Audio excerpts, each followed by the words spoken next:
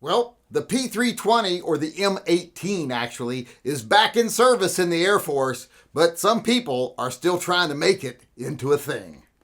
Before we get started here, I want to remind everyone to subscribe and sign up for all notifications on this channel. This channel is restricted by YouTube, so I'm counting on you to help us survive YouTube's anti-2A bias.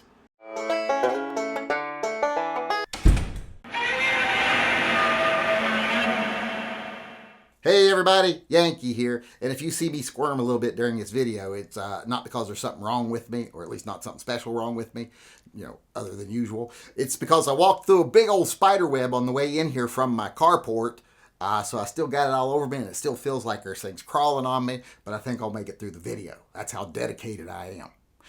But as I was saying in the preamble of this video, the Air Force has concluded their study, or their inspection, I should say, of their M18 pistols, all 125,000 of them. And they have cleared them to return to service. They said there's no safety concerns with them. Now, most people probably know this already. They've seen the articles, etc. But it seems some people are still trying to make issues of it. And I got an email from one person today, sent me the little article on it. One of the articles about them being returned to service. I think it was from Stars and Stripes. And I thought, yeah, they're just letting me know. They're just showing me. But they highlighted something. And then I noticed that they highlighted it. And what they highlighted was a little section that said that they found some, I believe they called it mechanical wear. They might have called it something else, but I'm going to call it mechanical wear because that's what it is. And they said they found mechanical wear on 191 guns out of 125,000. Well, even if you said all those guns were defective, that's 0.15% of the guns. That's really not a lot of the guns. But what I'm suspecting is that mechanical wear is due to the fact that these 191 guns are probably ones that are checked out for qualifying, that actually get shot a lot, and that's to be expected that there would be wear on them.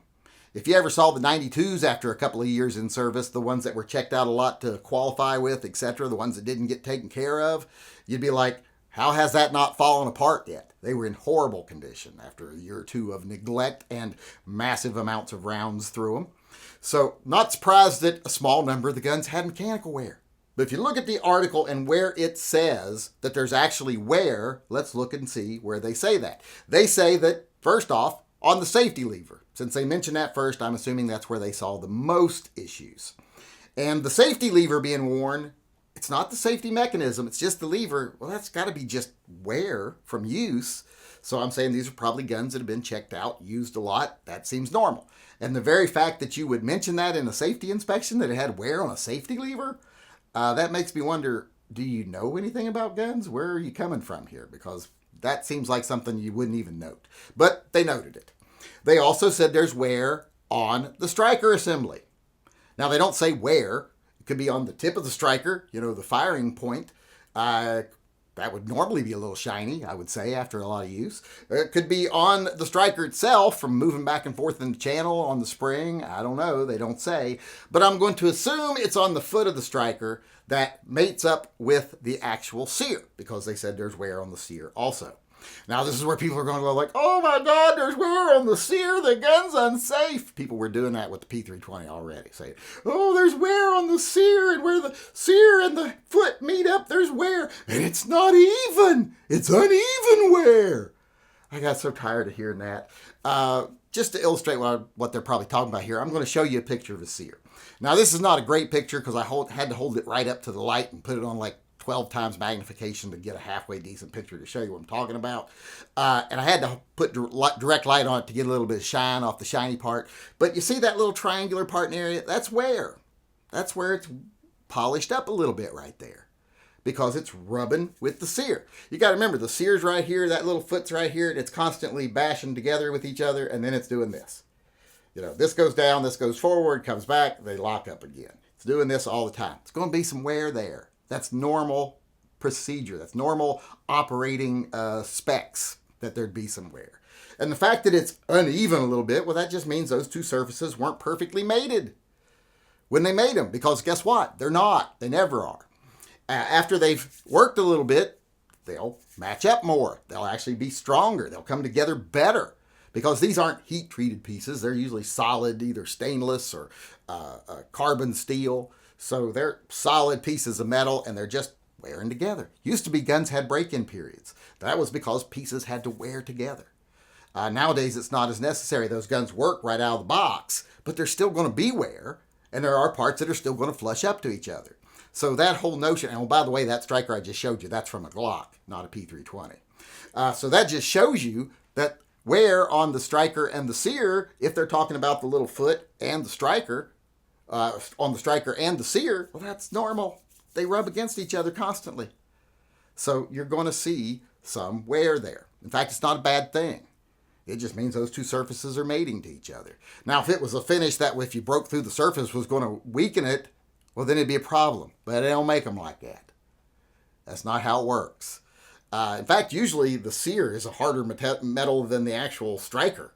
The way they make them. Sometimes the sears are MEM and stuff, but the surface on them usually wears the surface on the foot of the sear or of the striker. In my experiences, might be different with some other people, but that's what I've experienced. So these people that try to make that nefarious, that 191 out of 125,000 guns had mechanical wear, yet they still cleared them all back for service. That just tells me that the 191 of the guns were used a lot, or used more than the other guns. Wear on the safety lever, wear on the two faces that rub together. That's normal. You're going to see it.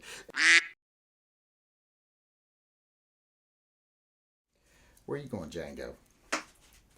Where are you going, Django? Django, where are you going? Are you going? Did you need to get up right now? Is there a deer out there? Well, go get him.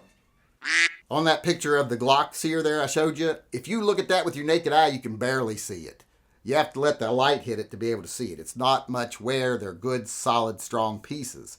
But people were taking close-up photos, trying to make them look nefarious, talking about, ooh, uneven wear and all that stuff. So I always wonder if these people have ever taken a gun apart before, or they know how they work, or if they know anything. I think we get too many people in the gun community that are listening to a bunch of asshats who are totally unqualified to make a judgment on a design of a firearm, making judgments on designs of a firearm and making something out of nothing, where if they knew what they were talking about, they'd realize it was nothing. Now, there are some that I think know that it's nothing and they just want to chase numbers and views, etc., by being on the bandwagon of hating on the P320. But like I said, very extensive study by the Air Force.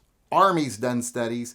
Been in several court cases where they've had experts coming at them from left and right. No one's been able to find an actual problem with the guns. It's all speculation. It's all wishful thinking. The only people that have had problems with it are a few stupid cops.